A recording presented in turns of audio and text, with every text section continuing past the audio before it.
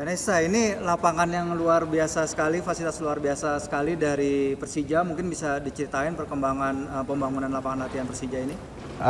Saat ini kita ada di indoor, lapangan indoor.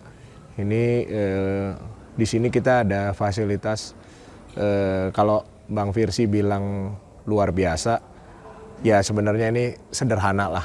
Karena ini sebenarnya kalau kita ngomong tuntutan sepak bola top level ini masih minim banget gitu ya. Karena ya di sini cuma ada satu pusat, di sini ada dining hall-nya untuk mereka makan, pemain makan, ada changing room, ada sedikit lounge untuk mereka duduk-duduk, sama ada ya bisa main tenis meja, bisa ada sofa di situ nyantai, sama ada lapangan indoor gitu. Ya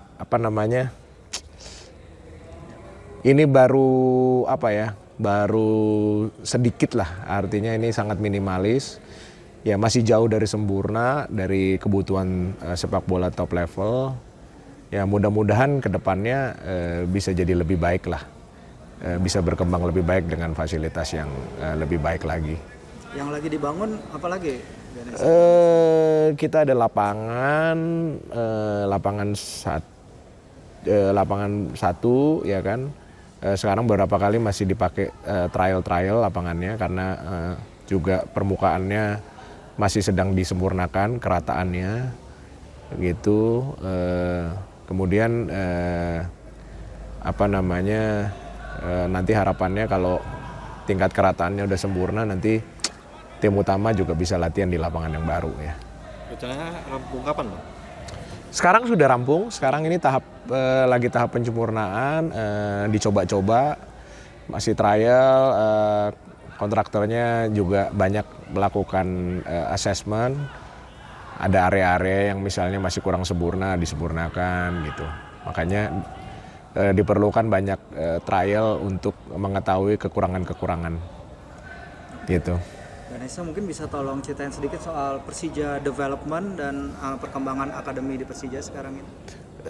Persija Development adalah satu direktorat yang ngurusin urusan sepak bola di luar tim utama. Ya, di dalamnya itu ada Elite Pro Academy sesuai dengan ketentuan PSSI.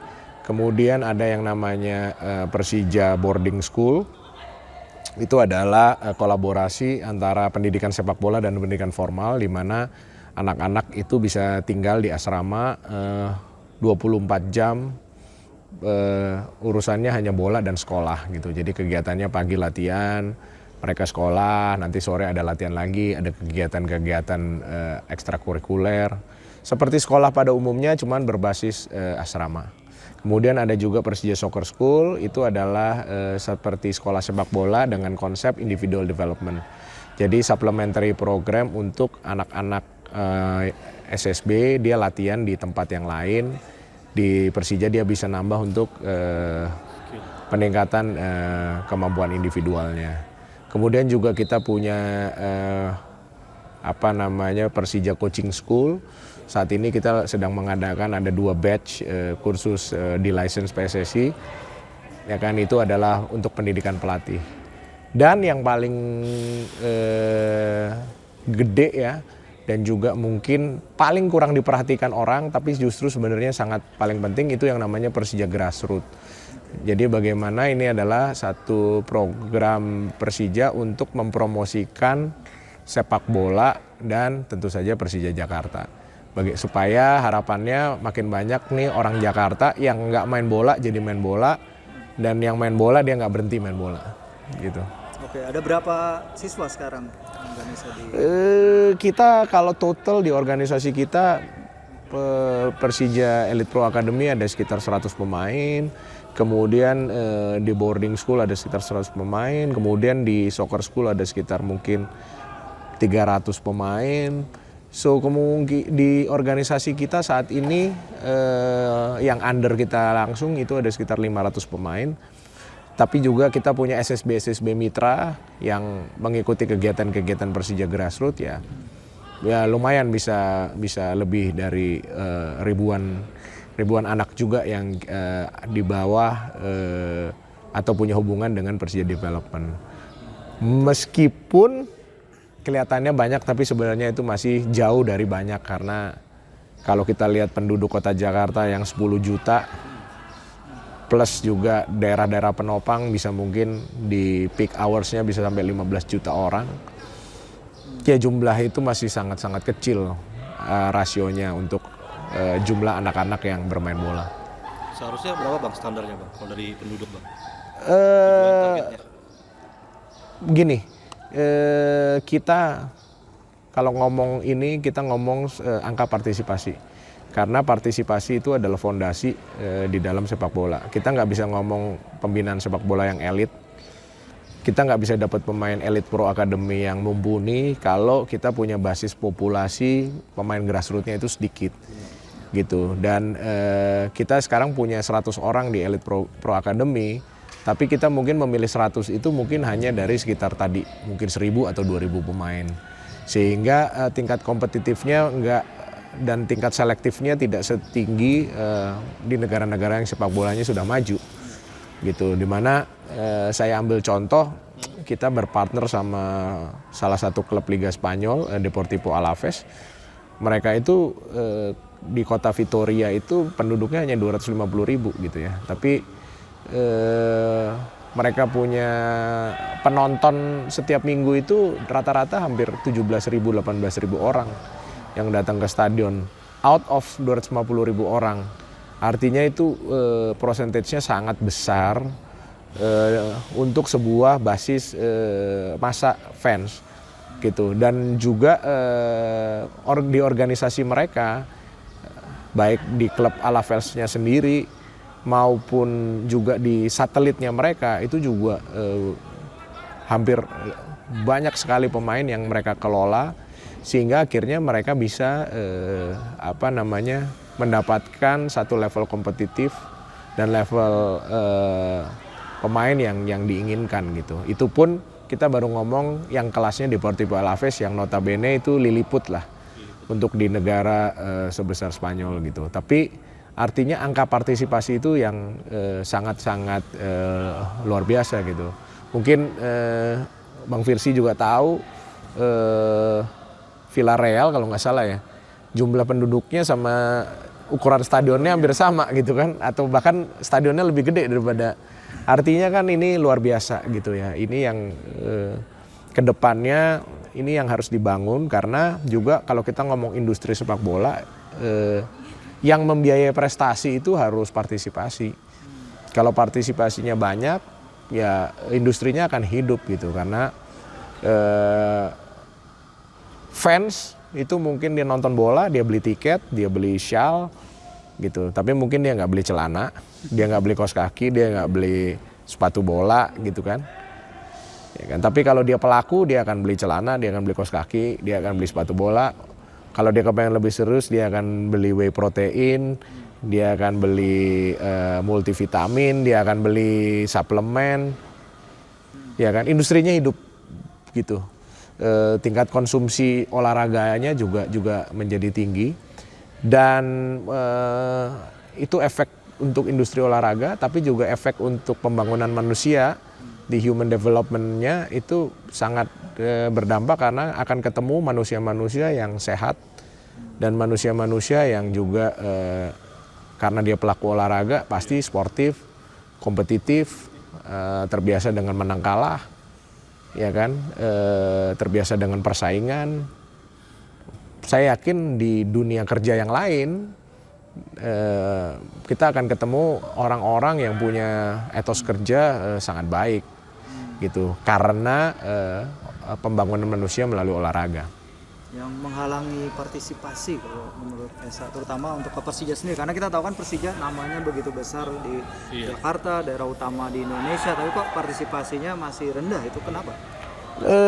Tingkat partisipasi kita dalam konteks fans udah lumayan gede, ya, meskipun belum seperti kayak tadi kita ngomong tadi Villarreal atau mungkin di Alaves ya, tapi pelakunya belum. Memang sekarang ini kita punya challenge dengan di perkembangan pembangunan perkotaan, kita sekarang makin sedikit ruang publik untuk berolahraga, kemudian juga teknologi, gadget, terus physical education di sekolah semakin tergerus juga. Yang sebenarnya ini harus menjadi perhatian ya, karena ada satu problem besar di mana ketika suatu bangsa physical literacy-nya rendah, ya dia akan sulit menjadi bangsa yang unggul gitu. Karena ya gimana mau bersaing kalau dia nggak sehat, dia nggak fit, dan dia nggak punya jiwa dan karakter yang sportif dan kompetitif. Ini yang menjadi challenge, dan saya pikir dalam hal ini policy maker, program untuk peningkatan partisipasi ini selalu dipandang sebelah mata gitu, nggak dianggap seksi gitu ya.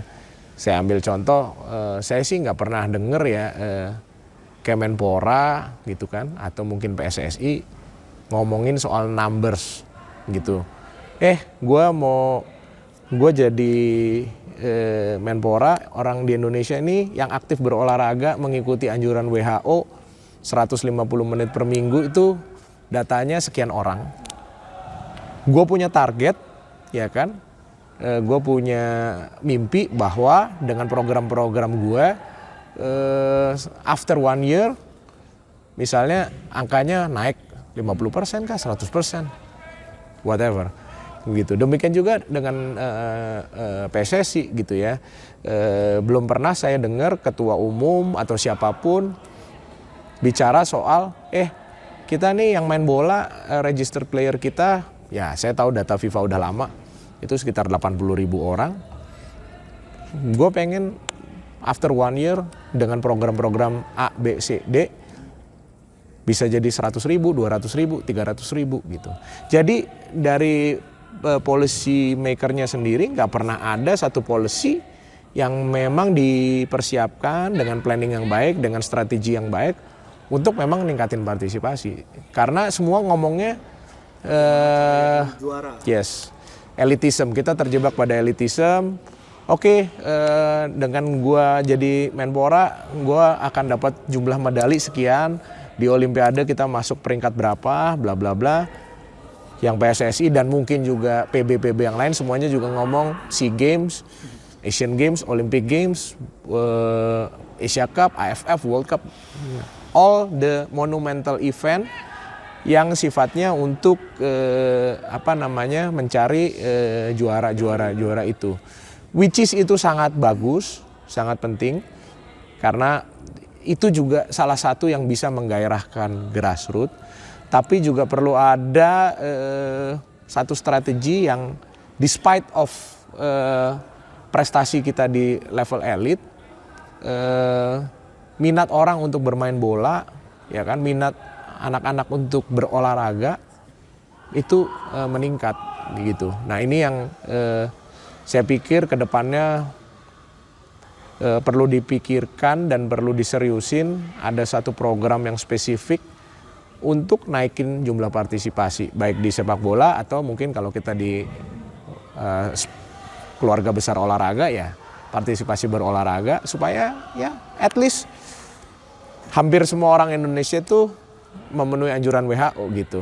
Dia olahraga 150 menit per minggu, ya kan, punya physical literacy yang bagus, dan nanti kita punya human capital yang sangat bagus as a nation gitu. Yang orang nggak pernah nyampein itu emang soal WHO itu.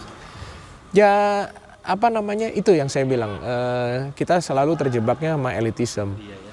Gitu. Kita ngomong sport itu selalu ngomong sport untuk juara, sport untuk ngibarin merah putih di ajang internasional, which is good, which is true.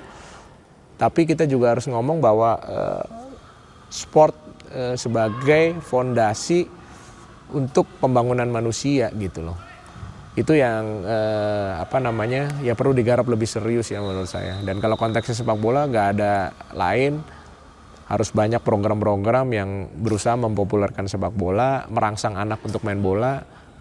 Mungkin harus bagi-bagi bola di mana-mana, bagi-bagi mini goal kemana-mana, bikin banyak coaching klinik, bikin banyak festival, bikin banyak kegiatan-kegiatan di semua lini, di sekolah, di kampung, di RT, ya kan? Di samping juga program elit yang bisa membantu untuk menggairahkan sepak bola di level grassroots. Terima kasih sudah menonton. Silakan subscribe, like, dan jangan lupa komen di bawah ya Bola Spotter.